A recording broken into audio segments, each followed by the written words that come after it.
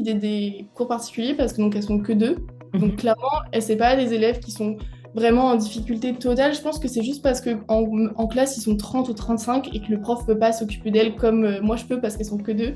Et du coup, ce que je trouve bien, c'est l'idée qu'on puisse créer un lien plus fort qu'avec un prof. Salut Mathilde. Du coup, aujourd'hui, on fait un autre interview tuteur. Est-ce que tu pourrais te présenter rapidement, nous dire ton âge et ce que tu fais en ce moment dans la vie? Très bien. Alors donc je m'appelle Mathilde, j'ai 21 ans et je suis étudiante en troisième année de médecine. Où ça? À Paris-Saclay, donc en région parisienne, sur l'hôpital de Bicêtre. Ok. Du coup, tu es rentrée en médecine en quelle année? Je suis rentrée en médecine, j'ai eu mon bac en 2022, donc je suis rentrée en médecine en 2022, en passe. Et il y avait déjà eu la réforme, du coup, tu pouvais pas... Non, je pouvais pas redoubler, enfin je pouvais pas redoubler la passe, mais donc on peut faire une année de passe suivie d'une année de LAS si on rate. Tu peux me redire ce que c'est, s'il te plaît? En fait, la PACES, donc avant, on pouvait, il y avait les primants et les doublants. Donc, si on ratait, on recommençait la PACES. Maintenant, ils ont séparé les deux façons de rentrer en médecine. Ils ont fait PAS d'un côté et LAS de l'autre. PAS, ça va être une majeure santé avec une mineure autre chose. Ok. Et LAS, ça va être une majeure autre chose avec une mineure santé. Et vous passez le même concours à la fin? Euh, Pas vraiment parce que la PAS, c'est un concours en fait, la PAS, c'est un concours parce que la majeure, elle va être classante, alors que en LAS, qui est classant, c'est la majeure aussi. Donc en fait, ça va être une majeure droit, sciences de la vie, et donc leur mineur santé, il faut juste avoir 10. Donc c'est plutôt une... C'est pas classant, c'est validant. Ah oui, Donc c'est ok. le concours. Et puis évidemment, ils ont quand même un petit peu moins de travail parce qu'ils ont toute leur licence à faire, alors que nous, on n'a pas notre licence. Ah oui, Voilà. ok. Et toi, t'es passé en passe direct? Ouais, moi, j'ai pas fait de LAS, donc je pourrais pas vraiment te donner de conseils sur les LAS, mais sur les passes, oui.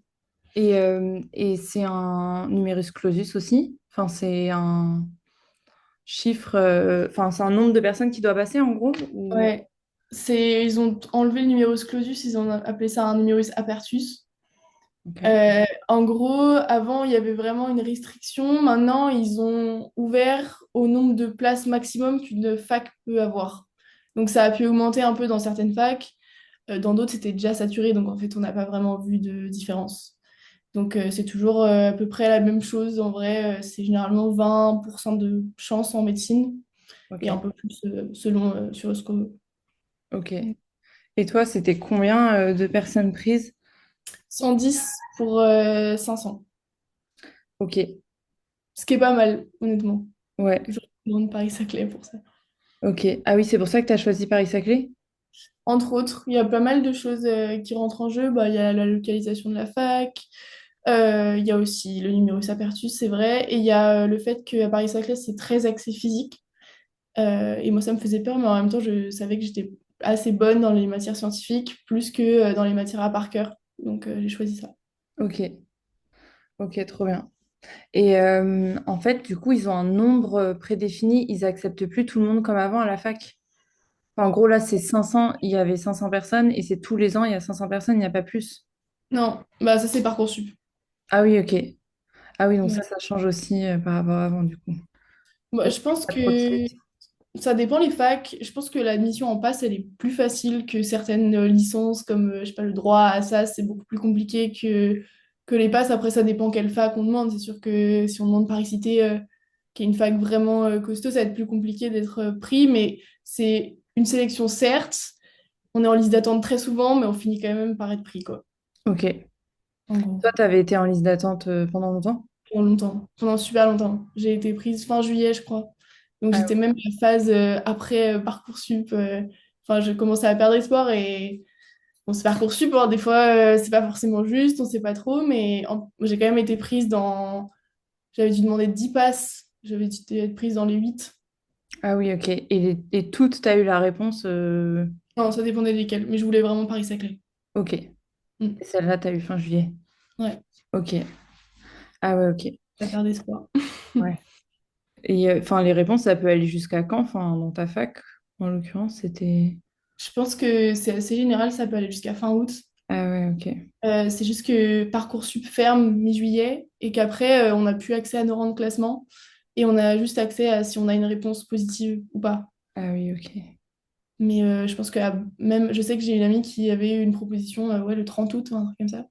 Ah ouais, c'est donc hyper stressant. Et tous les jours, tu peux actualiser. Ouais, jusqu'au mi-juillet. Parce qu'après, du coup, on n'a plus rien. Et on attend juste le Ah mail. Moi, oui, je savais que la dernière fois que j'avais regardé, je crois que j'étais 10e sur la liste d'attente. Donc, du coup, ok. j'ai pas, enfin, je savais que j'allais être prise dans les prochains jours, mais c'était un peu stressant. Ouais. C'est sur combien? Enfin, tu sais combien ils en mettent en liste d'attente? Bah alors, la fac, le principe, c'est que il me semble qu'il n'y a pas de gens refusés. Donc, dès qu'on candidate, on est en liste d'attente. Donc, ça peut être énorme. Moi, je crois qu'au début, j'étais 2700 Ah sur oui. la liste d'attente. C'est pour dire qu'il y a plein de gens qui candidatent dans plein de passes et c'est toujours Hmm. les mêmes qui sont pris au début. Donc finalement, la liste d'attente, elle bouge quand même énormément. Et je pense qu'il y avait jusqu'à, je dirais, 5000 6000. Donc Hmm. c'était énorme, beaucoup, Ah enfin ouais. vraiment beaucoup à demander, quoi. Ah ouais, ok, c'est énorme. C'est fou. Ok. Et tu conseillerais plutôt de faire passe ou LAS, toi? C'est le J'ai eu processus la même pour des question dans les lycéen hier, je crois. Je pense que c'est hyper dépendant du profil. Je pense que si on n'est pas forcément sûr d'aller en médecine, la LAS, c'est quand même, enfin en médecine ou en filière de santé, la LAS, c'est sympa parce que on n'est pas obligé de présenter le concours à la fin. On peut continuer dans la licence qu'on veut. Après, je pense que l'important dans la LAS, c'est de choisir une licence qui va quand même préparer aux études dans lesquelles on va aller. Si on prend une licence droit et qu'on va faire médecine, bah faut se dire qu'en deuxième année, ça sera un petit peu plus compliqué, ça c'est sûr. Après, je crois que les facs sont en train de faire en sorte que les LAS soient des licences qui ont quelque chose à voir maintenant. Mais en tout cas, au début, moi, à mon époque, c'était ça. Et après, je pense que c'est important aussi de se dire, mais dans quoi je suis fort? Est-ce que je peux être fort dans ce qui présente en LAS et ce qui présente en passe? Et puis voilà, aussi, il y a un autre truc qui change beaucoup, c'est qu'en passe, on est très autonome. On n'est pas obligé d'aller à la fac dans rien du tout. Donc, mes journées, ça pouvait être 8h 20h qu'à la maison en train de travailler. Alors qu'en là, c'est une licence qui est plus normale. Donc, il y a des obligations de cours. J'ai des amis qui étaient en cours de 8h à 16h et qui travaillaient après. Mais après, donc, ça a des avantages comme des accompagnants. Ça permet d'avoir un cadre et C'est ça. d'apprendre quand on est en cours et de ne pas être tout seul. Hmm. Donc il y a aussi cette idée-là, est-ce qu'on a besoin d'être un peu suivi ou est-ce que l'autonomie, ça ne nous fait pas peur? Hmm. Toi, ça te faisait pas peur? Non, moi j'avais hâte d'être vraiment libre de mon temps et de travailler quand je voulais et comme je voulais. Voilà. Ok. Du coup, tu es resté chez tes parents et tu travailles de chez tes parents ou... Non, parce chez mes parents, il n'y a pas de fac à moins de 45 minutes. Ah, Et ok. le temps, on sait qu'en passe, c'est hyper important. Et donc, je savais que... Enfin, on va quand même à la fac pour les examens blancs, pour certains trucs, C'est pour vers la quelle ville? préparation. Pardon? Ils sont vers quelle ville? Melun, Fontainebleau. Ok. Et en plus, Saclay, c'est à Orsay. Donc, Hmm. enfin, c'est pas très loin, mais en heure de pointe, c'est très loin. Hmm. Donc, du coup, j'ai pris un appart. En vrai, de chez ses parents, ça a des points positifs, hein, être un peu chouchouté, pouvoir avoir à manger, ne pas avoir à faire ses lessives. C'est sûr que c'est très sympa. Mais bon, moi, je pensais que c'était pas vraiment un choix et j'étais en internat au lycée, donc je me voyais pas forcément revenir chez mes parents après. Ah, t'étais où en internat? J'ai fait 2 ans à Châtenay, à l'abri et 1 an à Toulouse. Ok. C'est toi qui avais choisi d'être en internat? C'était un parcours sportif de haut niveau, donc l'internat était obligatoire. C'était quel sport? Du volet. Ok. Ah, trop bien. Ok. Et ok, on va revenir sur ça après. Juste, je finis. Du coup, là, tu habites toute seule. Tu as pris un appart, pas du tout dans une résidence étudiante. Non, là, j'habite toute seule. Alors, j'habite toute seule en Espagne Ah, ok. euh, parce que je suis en Erasmus là. Ah Du oui, coup, ok. mais, donc, normalement, je suis à Paris-Saclay. Juste là, je suis en train de terminer mon Erasmus en Espagne pour Ok. cette année. Sinon, à Paris, j'ai un appart, ouais, j'habite aussi toute seule. Ok. Du coup, tu as fini ta première année, tu as passé tes concours, tu étais dans les 110 premiers. Mm. En Tout deuxième juste, année, c'était tout juste? ouais, 106e. Ok, bon, ça passe. C'est parfait. Après, deuxième année, du coup, c'était à Paris-Saclay. Ouais. Et là, ça consiste en quoi, du coup, la deuxième année? Alors, bah, on attaque vraiment le médical. C'est vrai qu'en première année, on voit la biologie cellulaire ou l'anatomie. Ça pourrait ressembler à du médical, mais c'est vrai que c'est pas vraiment de la pathologie, donc c'est pas vraiment du médical. Du coup, la deuxième année, on avait pas mal de matières, beaucoup de matières. Je crois qu'on avait 16 au total. C'est assez énorme. Ok. Avec des matières comme la cardiologie, la pneumologie, l'endocrino, je crois, et des matières un peu plus générales. On avait encore de la physique. On avait encore des choses un peu moléculaires, on va dire. On avait de l'introduction à la pharmacologie et des stages. Ah, les il y a des premiers stages aussi. stages. Ok. Ouais. Ça marche comment sur la deuxième année, du coup? Alors, on commence l'année. Alors, moi, je commençais en septembre, mais je sais que dans d'autres facs, ils commencent l'été à faire un stage en infirmier où, en fait, on connaît rien. Parce on sort d'un concours, on arrive à l'hôpital, je pense, pour la première fois pour beaucoup du côté soignant que du côté patient. Et en fait, on va essayer de comprendre bah, comment fonctionne toute l'équipe soignante autour d'un patient. Et donc, on va suivre les aides-soignantes et les infirmiers. Je trouve ça hyper intéressant parce que c'est le seul moment de nos études où on peut faire ça. Et donc on va apprendre vraiment les gestes de base, la toilette, la prise de sang. C'est assez impressionnant et donc ça dure 3 semaines. Et donc ça, c'est le premier stage de notre année. Et après, on passe du côté médecin assez rapidement finalement, où on fait des stages qu'on appelle des stages de sémiologie. Donc ça va être l'étude des symptômes. Et ça prend, je crois que ça m'a pris 1 mois et demi tous les matins en deuxième année. Et Ok. donc là, on est pareil, on est envoyé dans les services, on ne choisit pas pour le moment. Et donc on est avec les médecins, on est beaucoup avec les externes et les internes qui sont aussi des étudiants. Et on va faire des bilans médicaux initiaux. Donc c'est quand on accueille le patient, on va commencer les auscultations. C'est sympa. Après, c'est aussi un peu difficile parce que généralement, on n'est pas dans des services où on a vu la matière avant. Donc on Hmm. arrive au stage. Voilà, mais bon, c'est toujours intéressant de voir l'hôpital de ce côté-là. Ok. Du coup, il y a un hôpital qui est attribué à ta fac.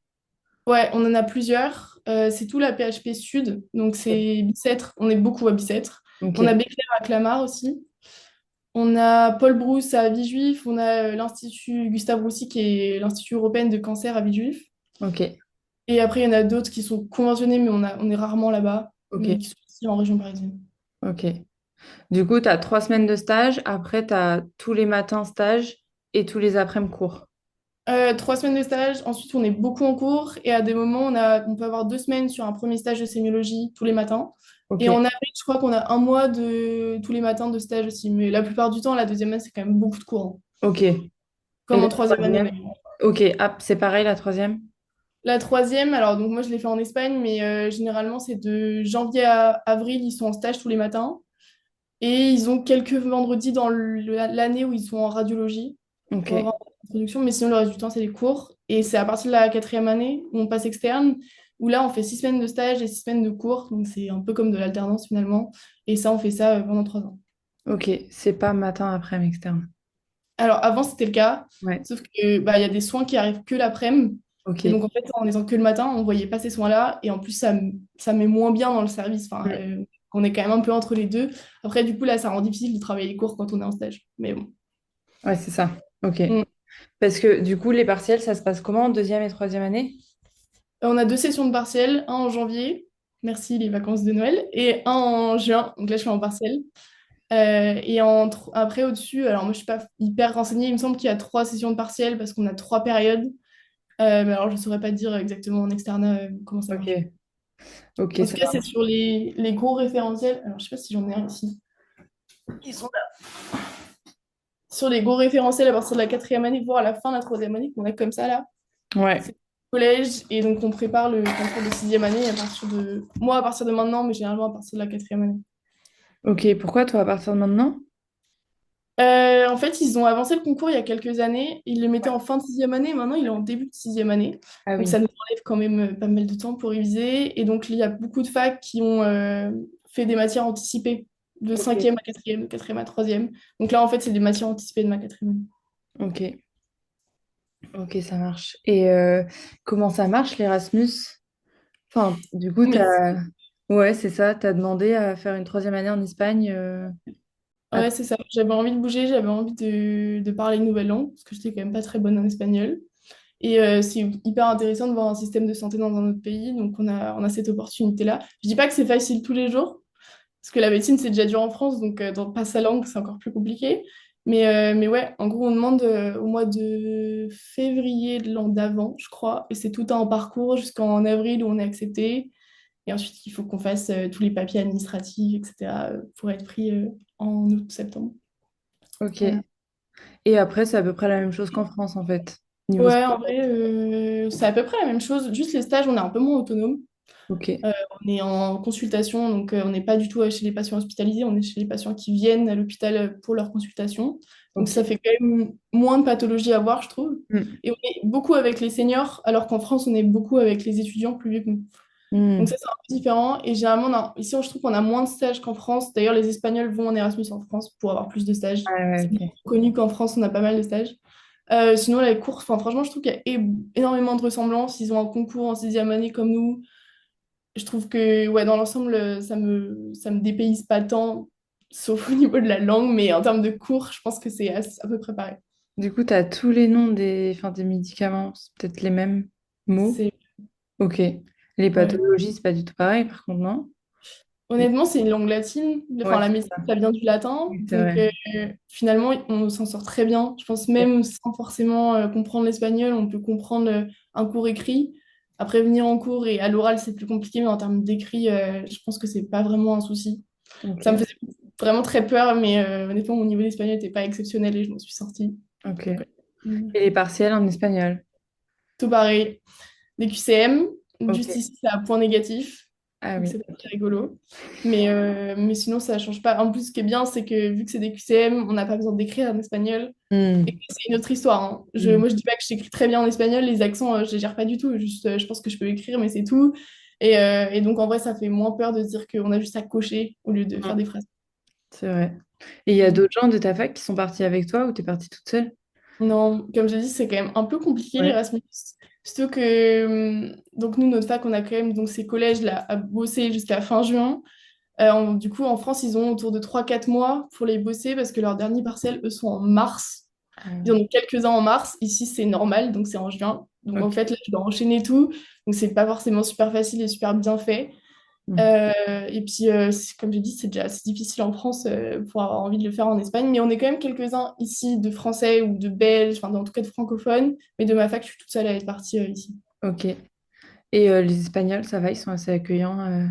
Ouais, ils ont vraiment l'habitude, je trouve, d'avoir des Erasmus, parce que la Valence, enfin, je suis à Valence en Espagne. C'est une fac qui accueille énormément d'Erasmus, je crois le plus en Europe. Ah oui. Donc c'est totalement normal pour eux, alors que moi en France, si je vois quelqu'un qui n'est pas français, je comprends pas. Ah oui. Euh, mais donc ouais, ils sont hyper accueillants. D'ailleurs, on a quelques trucs en anglais des fois pour nous aider. En l'occurrence, moi je trouve que ça m'aide pas trop parce que le vocabulaire est hyper différent. Mais en vrai, oui, ils sont très cool. Ils nous accueillent bien, on va dire. Ok, trop bien. Ok, et du coup, pour revenir juste sur ton lycée, peut-être enfin, le fait que tu aies fait un internat sport-études, du coup, tu as commencé quand le volley? J'ai commencé en cinquième, je crois, donc Ok. finalement assez tard. Et après, j'ai été en internat à partir de la seconde. Ok. Et tu faisais juste du volley, enfin, tu faisais pas sport-études à partir de la cinquième? Non, Ok. j'ai commencé en club comme de façon normale, quoi. Et après, j'ai fini par intégrer les structures fédérales, donc Ouais, Pôle Espoir et Pôle France au lycée. ok. Et après, t'as pas voulu continuer? Médecine. Ouais. J'aurais bien aimé, j'y ai pensé à faire du coup une LAS en me disant que ça aurait peut-être été plus facile. Maintenant, sur le recul, je pense que faire LAS plus le volet à ce niveau-là, c'était pas possible, honnêtement. Donc, je pense que j'ai bien fait d'arrêter. Et puis maintenant, bah, se pose la question, oui, de reprendre à un certain niveau. L'an dernier, en France, je jouais. Je pourrais pas dire à haut niveau, je jouais à bon niveau. Là, en rentrant, je passe en quatrième année, donc en externat, on commence à préparer un concours. Je sais que je vais faire du volley, je ne saurais pas dire à quel niveau, mais il faut être assez lucide sur l'idée qu'en médecine, il n'y aura pas d'aménagement. Mm. Parce que bah, les années sont déjà denses, elles sont longues, on a déjà 10 ans d'études, on ne va pas en faire 12 pour faire du volley à côté, quoi. Donc, faut se mettre ça en tête, bah, voilà, c'est le choix que j'ai pris et je suis assez contente comme ça. Ok, trop bien. Et, et ça consistait, enfin, c'était à peu près combien d'heures par semaine quand tu étais en internat? Je crois que seconde première, c'était autour de, je dirais, 20 heures par Ok. semaine. Et en terminale, c'était un peu plus. On avait un peu plus d'entraînement en bi-quotidien, donc peut-être, ouais, je sais pas, je dirais 25 en prenant le match le week-end. Ah ouais, Voilà. ok. Ça, c'est énorme. Tu te levais super tôt? Ouais, on avait, surtout donc ma année terminale, on avait des fois des entraînements spécifiques le matin. Donc on était à 7h30, 8h au gymnase. Et les cours après, ils commençaient à 9h? Enfin, Ouais, en seconde première, on était en cours à peu près de façon normale, on avait juste pas EPS, quoi. Ok, On avait directement une bonne note en EPS. ok, Ou alors on passait que le contrôle, je crois. Je sais plus, mais c'était un peu aménagé. Enfin, non, c'était pas trop aménagé. Et en terminale, on avait le tronc commun au CNED ok. et l'ESP au lycée. Je trouvais ça vachement bien parce que bah, du coup, l'ESP, on avait une vraie épreuve. Donc, il fallait vraiment qu'on soit absolument bien préparé. Je dis pas que le CNED, ça prépare pas bien, mais c'était un peu plus compliqué. Mm. Et donc, on avait cours, je crois, de 10h à 13h tous les jours, c'est tout. Et le Ah, lundi, je crois qu'on terminait à... Non, je crois que le lundi, on faisait 10h, 15h. ah Voilà. ouais, Donc, ok. c'était plutôt tranquille. Le matin, tu commençais, enfin, à 7h30, voler, 10h les cours. Ouais. Après, c'était pas tous les matins, le 7h30, encore heureux. Ok, Mais normalement, c'est 2 fois par semaine. ok. Ça, c'est dingue. Du coup, tu faisais des compètes, enfin, au niveau national. Ouais, alors les 2 premières années, on jouait pour nos clubs. Donc on revenait le week-end, généralement on s'entraînait le vendredi soir en rentrant de l'internat et on jouait dans différents clubs. Et donc à Toulouse, donc j'étais au Pôle France, donc on jouait pour l'équipe qui s'appelait à l'époque, je crois, France Avenir 2024. Donc maintenant elle doit plus s'appeler comme ça vu que 2024 est passé. Mais donc on jouait en élite, c'est la deuxième division française. Ah ouais, c'est Enfin, dingue. moi je jouais en élite. Après il y avait une équipe en pro, mais je n'étais pas à ce niveau-là. Ok, trop bien. Ok. Et du coup, pour peut-être passer, enfin, sur le soutien scolaire, c'est quoi qui t'a donné envie de faire des cours chez Master? Pas mal de trucs. J'ai trop aimé donner cours aux premières années de médecine quand j'étais en deuxième année. Je faisais partie du tutorat. J'étais responsable d'une matière qui était les stats. J'aimais trop les stats. Et j'ai commencé par donner des cours à une espèce de TD en août-septembre. C'était trop bien. En même temps, c'était génial parce que c'était des étudiants qui avaient absolument envie d'être là et qui étaient là pour un concours, donc qui étaient hyper attentifs. C'était trop bien. Et en fait, j'ai continué au fur et à mesure à me dire que j'allais faire du soutien. J'en ai fait l'an dernier en présentiel vu que j'étais en France. Et Mhm. là, master, je me suis dit, mais c'est une super opportunité pour moi de pouvoir faire du soutien et à distance depuis l'Espagne. Donc ça coulait de source, comme on dit. Je crois. Mais t'as le temps avec, du coup, le médecine, l'hôpital, les cours, le volet. Enfin, Oui, ok. bah sinon je le ferais pas, honnêtement. Oui, en vrai, comme j'ai dit, j'adore être autonome et faire ce que je veux de mon temps. Donc, ce qui me fait toujours peur dans accepter les cours particuliers, c'est l'idée que c'est à cette heure-là et pas autrement, parce qu'en Mm. fait, j'ai pas du tout l'habitude de ça. Mais quand je passe ce step-là, après, honnêtement, je m'y fais, quoi. Ok, Voilà. trop bien. Et là, ça se passe bien avec tes élèves que t'as depuis que tu as commencé? Ouais, honnêtement, ça se passe trop bien. Je les adore, elles sont trop mimi, elles progressent vachement. Et c'est hyper valorisant de voir qu'elles progressent d'une séance à l'autre ou qu'elles ramènent une bonne note ou une meilleure note. Je trouve ça trop bien. Donc, ouais, ça se passe bien. Est-ce que tu as un exemple d'un truc enfin, qui t'a marqué ou Hmm, enfin, un défi que tu as relevé avec elle? je pense que j'aime beaucoup l'idée des cours particuliers parce que donc elles sont que deux. Donc Mhm. clairement, et c'est pas des élèves qui sont vraiment en difficulté totale. Je pense que c'est juste parce que en classe ils sont 30 ou 35 et que le prof peut pas s'occuper d'elles comme moi je peux parce qu'elles sont que deux. Et du coup, ce que je trouve bien, c'est l'idée qu'on puisse créer un lien plus fort qu'avec un prof. Et donc, je pense que c'est ce que j'ai réussi à faire et à les remettre un peu dedans en faisant une petite blague, un petit truc comme ça, parce que bah, finalement, j'ai 5 6 ans de plus qu'elle et j'en ai pas 30 et j'ai pas l'aspect prof où faut me vous voyez, etc.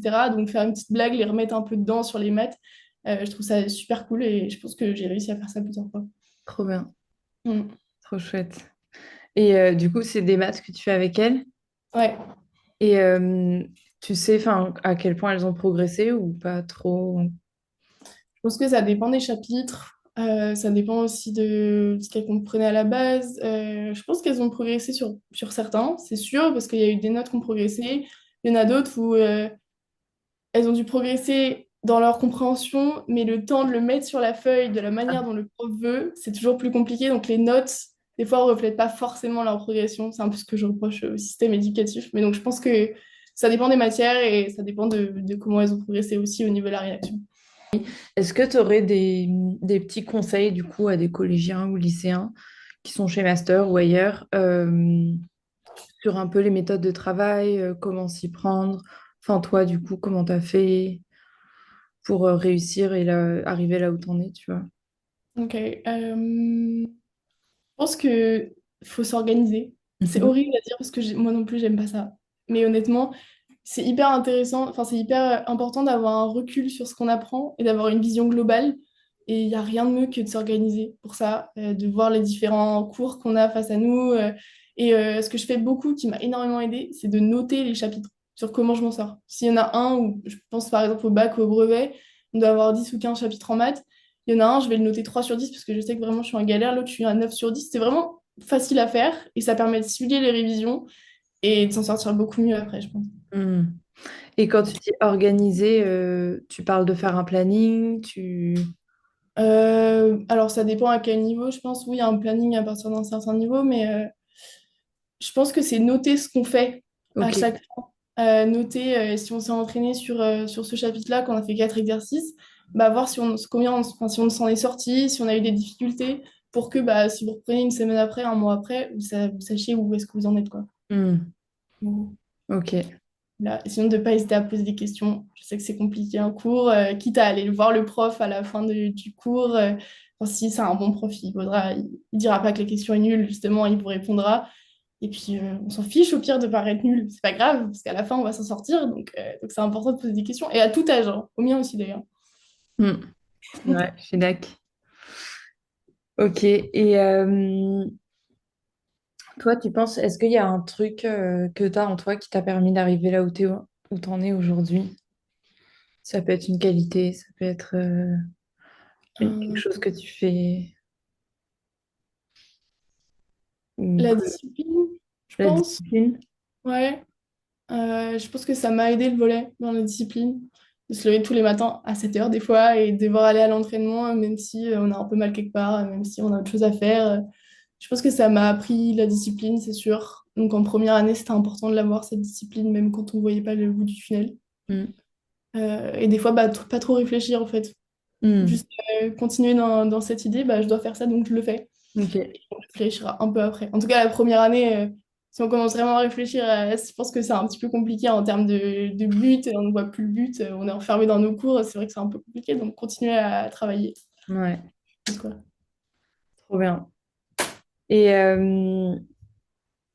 est-ce que tu pourrais dire, enfin, définir master en un mot? Euh, Passage de savoir, mission de savoir. Hmm. Ouais. Ok. Est-ce que aussi il y a une phrase que tu dis souvent à tes élèves, enfin que tu répètes, répètes, répètes, jusqu'à ce qu'ils comprennent? Hum, hum. Et deux fois, je leur demande est-ce que tu es perdu? Est-ce que je t'ai perdu? Est-ce que tu veux que je répète? Ça, je leur dis beaucoup. Est-ce que tu veux que je t'explique d'une différente manière? Est-ce que tu as besoin qu'on refasse un récap là-dessus aussi? Hmm. Parce que beaucoup ça. Ou alors non, c'est qu'est-ce que tu as compris du chapitre avec tes mots? Hmm. Non, c'est surtout celle-là. Ça marche bien. Ouais. Pour comprendre, pour savoir ce qu'ils ont ou pas. Mm.